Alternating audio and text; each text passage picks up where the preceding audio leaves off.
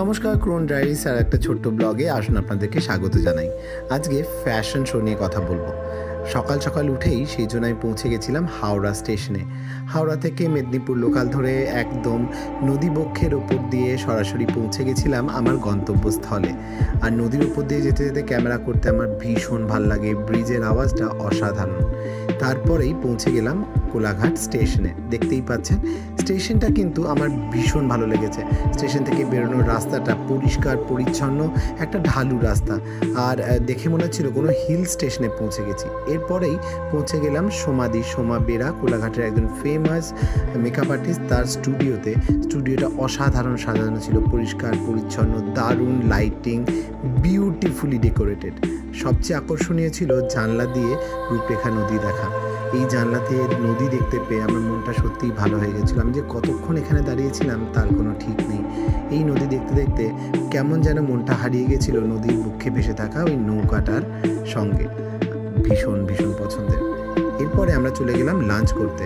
সহেলিদি, খড়গপুরের সহেলিদি আমাকে নিয়ে চলে গেছিলো একটা সুন্দর রেস্টুরেন্টে, যার ইন্টেরিয়ারটা তো আমি দেখাবই, কিন্তু এই রাস্তাটা আমার ব্যাপক লেগেছে, বিশ্বাস করুন।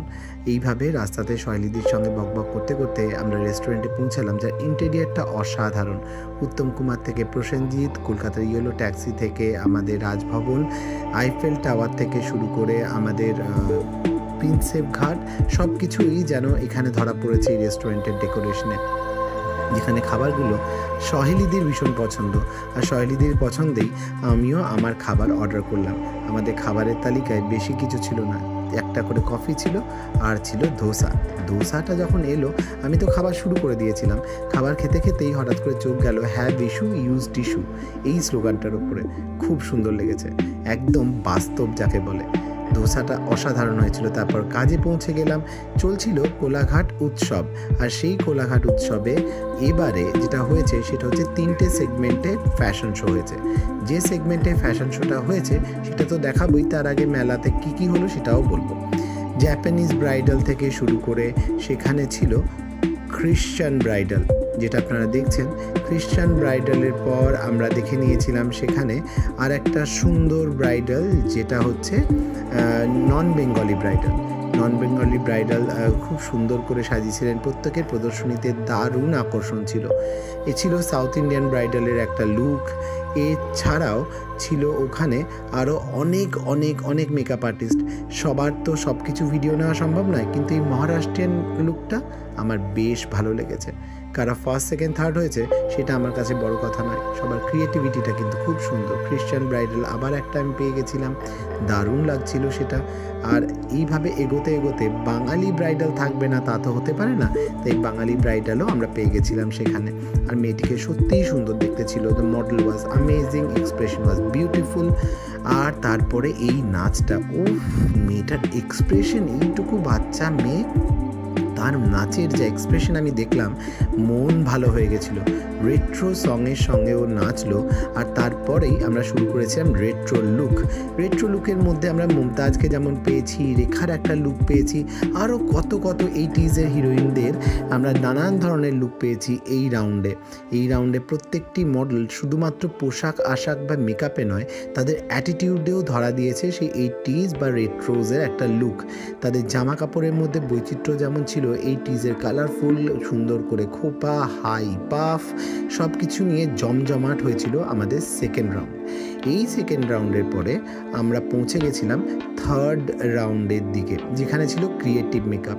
আর এই ক্রিয়েটিভ মেকআপটা সোমাদির মেয়ে করেছিল, যেখানে একটা সুন্দর ফ্লাওয়ার তৈরি করা হয়েছিল, গোল্ডেন ফ্লাওয়ার, আর সেটা খুব সুন্দর দেখতে হয়েছিল। এটা দেখুন, একটা মার্মেড যে ভীষণ রেগে গেছে আজকাল এই জলের পলিউশনের জন্য, তার উপর প্লাস্টিক দিয়ে আমরা জলকে যেভাবে দূষিত করছি সেটাই বোঝানোর চেষ্টা করেছিল তার ক্রিয়েটিভিটিতে।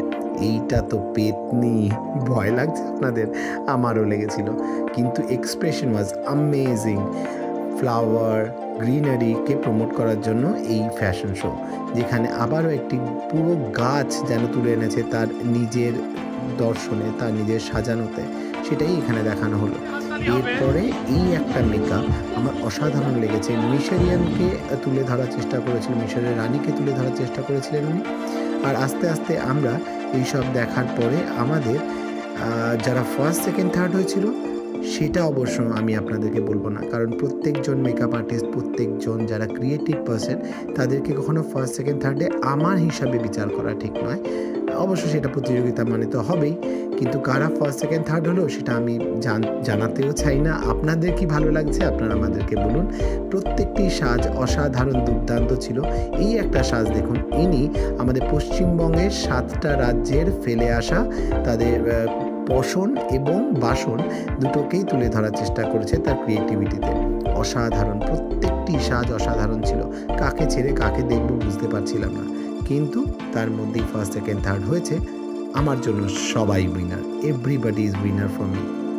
আর আমার আজকের এই ব্লগ যদি ভালো থাকে, আপনারা লাইক করে দেবেন, শেয়ার করবেন, সাবস্ক্রাইব করবেন। খুব ভালো থাকবেন, ভালো রাখবেন।